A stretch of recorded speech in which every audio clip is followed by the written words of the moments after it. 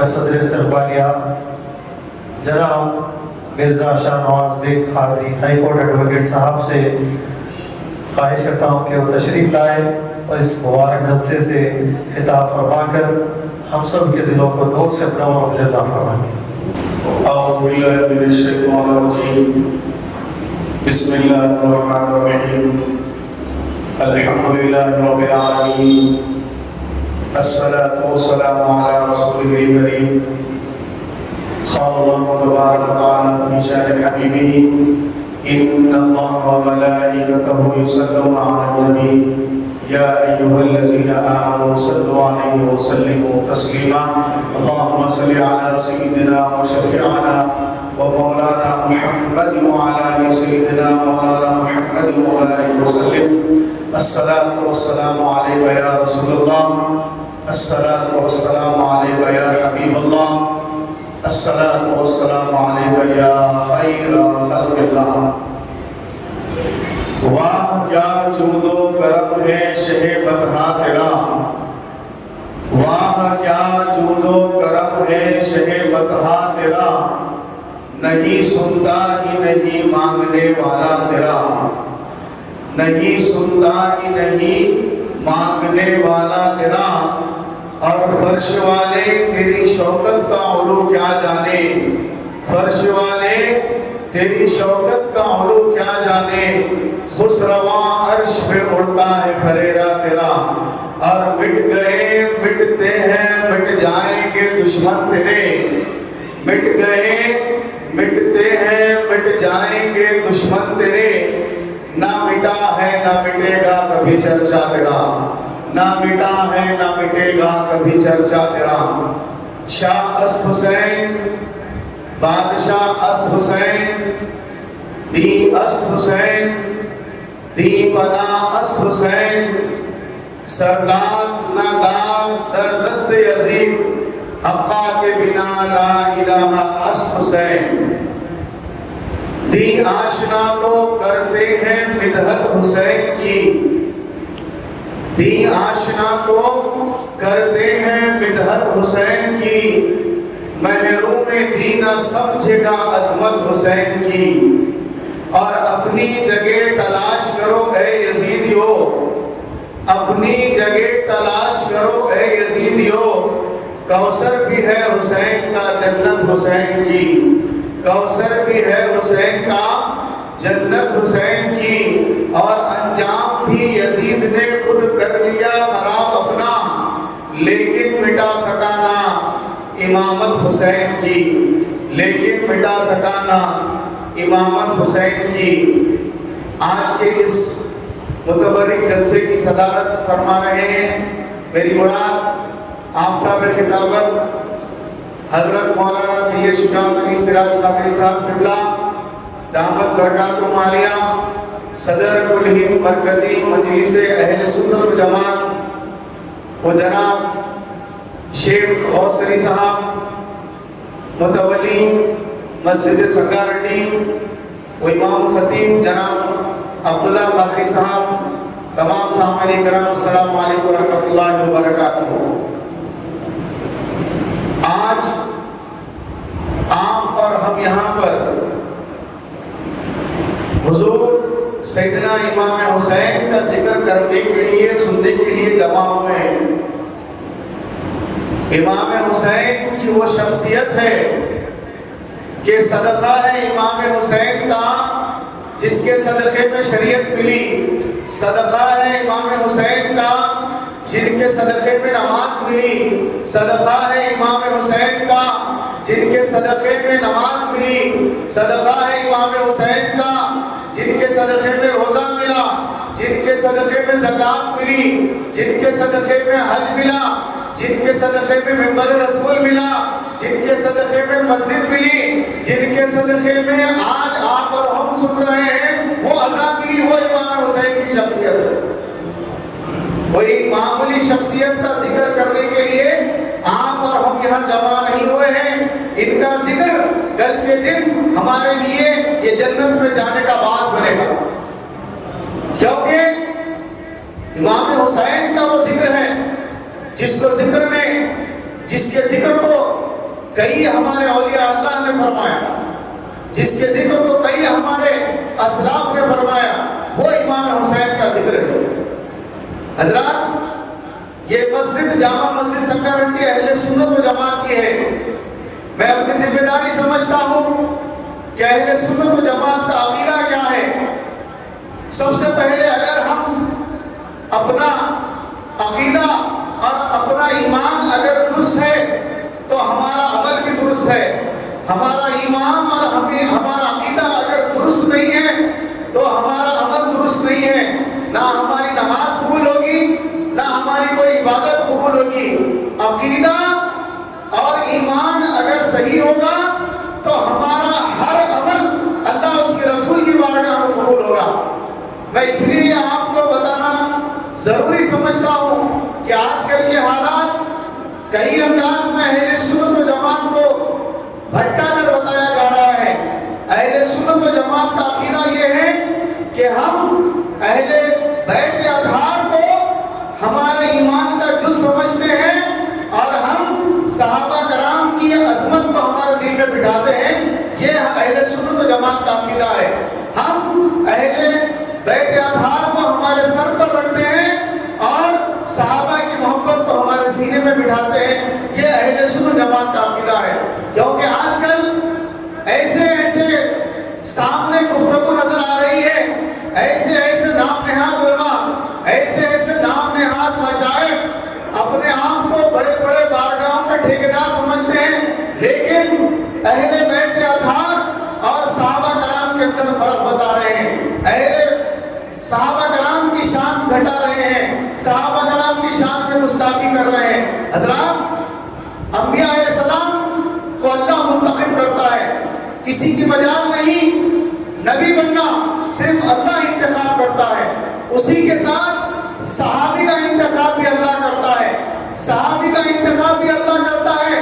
اللہ جن کو سرٹیفکیٹ دیا صحابی رسول کو، آج آپ کی اور ہماری اور آج کل کے نام نہاد علماء مشائخ کی کیا وجہ ہے ہم جو صحابہ کرام کی شان میں بندی کریں، ان کی شان میں گستاخی کریں یا ان کی شان کو گھٹائیں؟ جب اللہ ان سے راضی، وہ اللہ سے راضی، قرآن کی آیت ہے، تو آج آپ اور ہم اور یہ علماء مشائخین کس طرح صحابہ کی شان میں گستاخی کر رہے ہیں، کس طرح صحابہ کی شان کو گھٹا رہے ہیں۔ یہ لوگ اہل بیت اطہار کے تعلق سے اتنا بولتے ہیں اور صحابہ کی شان کو گھٹا رہے ہیں۔ ایسا نہیں ہے۔ اہل سنت و جماعت کا عقیدہ ہے کہ یہاں پہ جتنے بیٹھے ہیں سنی ہے، میرا کام ہے آپ کو سمجھانا کہ ہم صحابہ کرام کی محبت کو دل میں بٹھاتے ہیں، اہل بیت کی محبت کو ہمارے سر پہ رکھتے ہیں۔ یہ اہل سنت و جماعت کا عقیدہ ہے، اور یہی عقیدے کو ہمارے اسلاف نے بتایا، یہی عقیدے کو ہمارے اولیاء اللہ نے بتایا۔ یہ اہل سنت جماعت کا عقیدہ ہے۔ یہ عقیدہ رکھ کر اگر آپ اس جلسے کو سماعت فرمائیں گے تو معلوم ہوگا اہل بیت کی محبت صحابہ کرام سے ملتی ہے، اہل بیت کی احترام صحابہ کرام سے ملتا ہے۔ حضرت سیدنا عمر فاروق رضی اللہ تعالیٰ عنہ، خلیفۃ رسول اللہ، خلیفہ دوم، امیر المومنین حضرت سیدنا عمر بن خطاب رضی اللہ تعالیٰ عنہ کا واقعہ ہے۔ آپ بتاتے ہیں، دیکھیے آپ اہل بیت احترام، اہل بیت کا کیسا احترام کیا جاتا ہے۔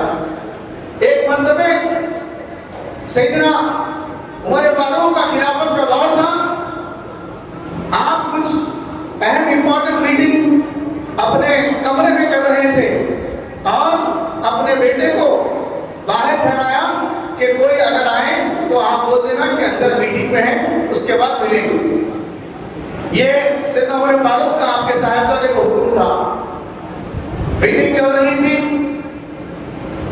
امام حسین سیدنا عمر فاروق سے ملنے کے لیے آئے۔ سیدنا عمر فاروق کے صاحبزادے اپنے والد کے حکم پر امام حسین کو کہا، والد اندر کچھ میٹنگ کر رہے ہیں، آپ میٹنگ کے بعد ملیے۔ سیدنا امام حسین وہ بات سن کر آپ اپنے گھر لوٹ گئے۔ جب میٹنگ مکمل ہوئی، سیدنا عمر فاروق نے اپنے صاحبزادے کو پوچھا کہ دوران میٹنگ کوئی مجھ سے آئے تھے ملاقات کرنے کے لیے، مجھ سے ملنے کے لیے؟ تو آپ کے صاحبزادے نے فرمایا، ہاں بابا جان، امام حسین آئے تھے آپ سے ملنے کے لیے. میں نے آپ کے حکم کے مطابق کہا کہ بابا جان میٹنگ میں ہیں, آپ میٹنگ کے بعد ملیے. آپ سخت ناراض ہو گئے اپنے صاحبزادے پر, آپ سخت غصے میں آ گئے اپنے صاحبزادے پر کہ جب امام حسین آئے تو تمہارا کام نہیں مجھے بولنا. آپ نے اپنے صاحبزادے سے ناراضی کا اظہار کر فوراً امام حسین کے پاس جاتے ہیں اور امام حسین سے فرماتے ہیں شہزادے آپ آئے اور مجھے اطلاع بھی نہیں کی.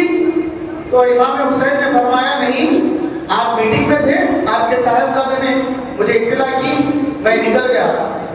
تو سیدنا عمر فاروق نے اپنا امامہ اتارا, امام حسین کے قدموں پہ رکھ دیا اور فرمایا صاحب شہزادے یہ عمر کی آج جو عزت ہے, یہ عمر کا جو آج وقار ہے, یہ آپ کے نانا جان کی قدموں کی دھول ہے, یہ آپ کے قدموں کی دھول ہے.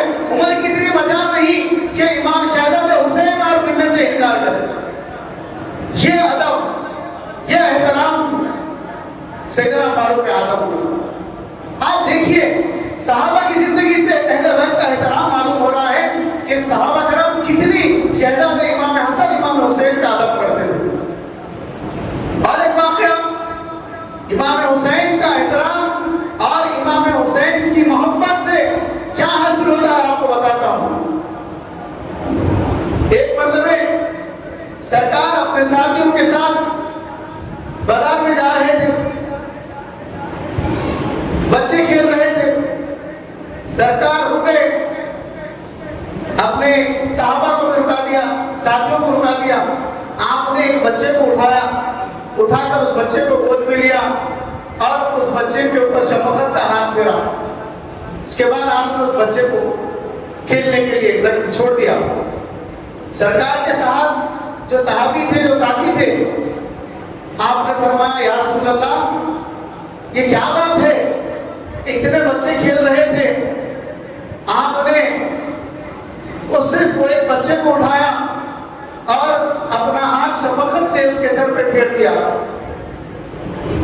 سرکار نے فرمایا سنو, یہ میرے حسین کے ساتھ کھیلتا ہے, یہ میرے حسین کی دلجوئی کرتا ہے, یہ میرے حسین کا دل بہلاتا ہے, اسی لیے میں نے اٹھایا اور اسی لیے اس کے سر پہ شفقت سے ہاتھ پھیرا, اسی لیے میں نے اسے محبت سے سینے سے لگایا. اور یہی میرے حسین سے محبت کے صدقے میں اس کی بھی شفاعت کروں گا, کل اس کے ماں باپ کی بھی شفاعت کروں گا. یہ امام حسین کی محبت ہے, یہ امام حسین سے محبت کرنے کا نتیجہ ہے کہ میرے آقا محمد رسول اللہ امام حسین کی چاہت محبت رکھنے سے ہماری بھی شفاعت کریں گے, ہمارے والدین کی بھی شفاعت کریں گے. یہ اہل بیت سے محبت ہونا چاہیے, یہ صحابہ سے محبت ہونا چاہیے. آج کل کا حساب تو ایسا ہو گیا کہ ہمارے لوگ رافضیت کا شکار, ہمارے لوگ شیعوں کو دیکھ کر ان کی طرز عمل زندگی گزار رہے ہیں. ہمارے لوگ اندر سے شیعوں سے رافضیوں سے ملے ہوئے سامنے سنی بتا رہے ہیں اپنے آپ کو. یہ اہل سنت جماعت کا عقیدہ نہیں. ہم صحابہ کو بھی مانتے ہیں, امام حسین کو بھی مانتے ہیں, اور امام حسین کو ایسا مانتے ہیں کہ امام حسین آج بھی زندہ ہے. میں یہ فخر سے کہوں گا کہ آپ کی مسجد کے جو متولی ہیں جناب شیخ غوث علی صاحب, المعروف ڈاکٹر صاحب, اور آپ کے مسجد کے جو امام خطیب ہے عبداللہ قادری صاحب, اور یہ گناہگار سے پہلے یہ موقع ملا, کوئی اوقات حیثیت نہیں ہے. امام حضور سیدنا علی ابن ابی طالب کی بارگاہ میں ہم تینوں کی حاضری ہوئی, ہم تینوں کی سیدنا امام حسین کی بارگاہ میں حاضری ہوئی, ہم تینوں کی حضرت عباس کی بارگاہ میں حاضری ہوئی, ہم تینوں کی حضرت مسلم بن عقیل کی بارگاہ میں حاضری ہوئی. اور میں فخر سے کہوں گا کہ ڈاکٹر صاحب اور عبداللہ قادری صاحب اور یہ گناہگار کو سرزمین کربلا پہ نماز پڑھنے کا موقع ملا.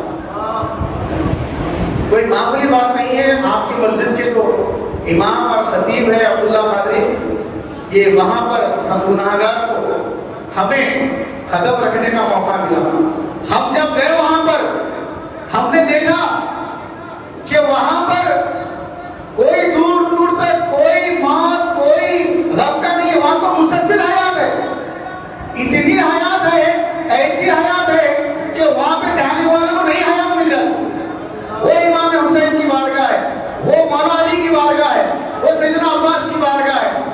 مسلم بن عقیل کی بارگاہ. تو میں آپ کے سامنے عرض کر رہا تھا کہ امام حسین کون ہے؟ امام حسین اہل بیت. سرکار نے فرمایا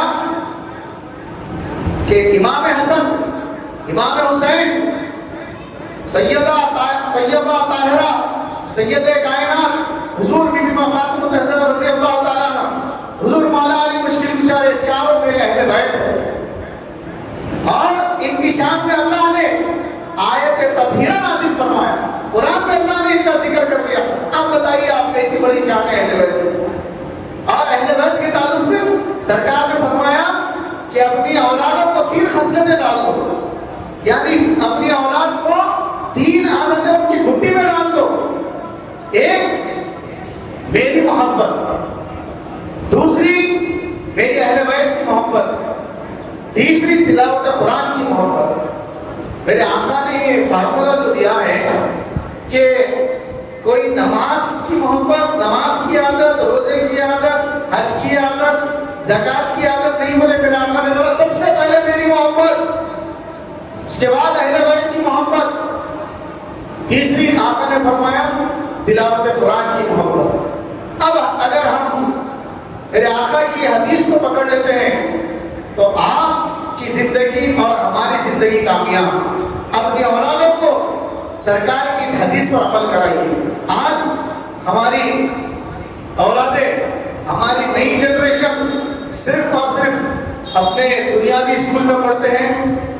ہمارے بڑے، ہمارے ماں باپ جتنے ہیں بچوں کو انگلش اسکول میں پڑھا رہے ہیں. دین کی کوئی تعلیم، دین کی کوئی تربیت گھر میں نہیں ہو رہی ہے، کوئی قرآن کی تلاوت گھر میں نہیں ہو رہی. اسی لیے اللہ نے عذابوں کو مسلط کر دیا. آج ہندوستان میں جو عذابیں آ رہے ہیں یہ صرف ہماری دین کی دوری سے، یہ صرف ہم سرکار کی حدیث پہ عمل نہیں کرنے کی طرف سے، یہ اللہ نے مسلط کر دیا. آج ہمارے گھر میں کوئی قرآن کی تلاوت نہیں رہی، آج ہمارے گھروں میں کوئی سرکار کا ذکر نہیں ہو رہا، ہمارے گھروں میں کوئی اہل بیت کا ذکر نہیں ہو رہا ہے، ہمارے گھروں میں کوئی اولیاء اللہ کا ذکر نہیں ہو رہا ہے. آج کل ایسا ماحول کر چکے ہیں یہ بد مذہب، یہ بد عقیدے. ہم ہمارے بچپنے میں ہم دیکھتے تھے اور ہمارے بڑوں سے سنتے تھے کہ جب محرم کا مہینہ آتا تو ہر جگہ عود اور عود کی خوشبو رہتی. آج یہ بد عقیدوں میں دیکھیے کتنا سنا کر دیا گھروں میں شہدائے کربلا کے واقعات سناتے تھے، ہماری دادی سناتے تھے، ہماری والدہ سنائے ہمارے. آج کہاں ہو گئے ہم لوگ؟ اس لیے اللہ کا جو عذاب نازل ہو رہا ہے. دیکھیے آپ میلاد النبی کے موقع پہ ہر گھر میں میلاد خوانی ہوتی تھی، 11ویں کے موقع پہ ہر گھر میں 11ویں ہوتی تھی. آج بتائیے کہ یہ بد عقیدے، یہ بد مذہب لوگ آج ہمارے کو کہاں پر لا کے چھوڑ چکے ہیں. میری مراد، میری ٹاپک یہ نہیں ہے. میں پھر آپ لوگوں سے گزارش کر رہا ہوں کہ خدا را اپنے اولادوں کو سرکار کی محبت سے جوڑ دیجیے، اہل بیت کی محبت سے جوڑ دیجیے اور قرآن کی تلاوت سے جوڑ دیجیے. گھر میں قرآن کی تلاوت کرائیے. بھائی قرآن کی تلاوت کی اتنی برکتیں ہیں، اتنی برکتیں اللہ کے کلام کی. ہر آنے والی بلا کو اللہ ٹال دیتا ہے اپنے کلام کی طرف سے، ہر آنے والی بیماری کو اللہ ٹال دیتا ہے. اور جس گھر میں قرآن کی تلاوت ہوتی ہے، ہمارے گھر میں قرآن کی تلاوت نہیں ہو رہی. صرف ہم اپنے قرآن کو، قرآن شریف کو جوزدان میں لپٹ کر خوبصورت انداز میں مسالے کا پورا ٹاک کے اوپر تاودان میں رکھ دیتے، خوشنما بنا کے استعمال ہی نہیں کرتے. وہ دھول میں گرم میں گھٹا ہو جاتی ہے. جب گھر میں پینٹ ہوتا، چونا ہوتا، جب ہی نکلتی ہے. قرآن تلاوت کے لیے اللہ نے اتارا، اٹھا کر رکھنے کے لیے نہیں اتارا. میں آپ لوگوں سے ادب گزارش کرتا ہوں کہ خدا را اپنی اولادوں کو یہ سرکار کی حدیث پر عمل کرائیے، خود آپ بھی عمل کریے اور اہل بیت کی محبت اپنے دلوں پہ جاگزی فرمائیے. میں آپ تمام حضرات کا فرداً شکریہ ادا کرتا ہوں کہ آپ نے اس جلسے میں تشریف لا کر ہماری ہمت افزائی کی. میں ایک مرتبہ آپ لوگوں کا شکریہ ادا کرتا ہوں. وآخر دعوانا ان الحمد للہ رب العالمین.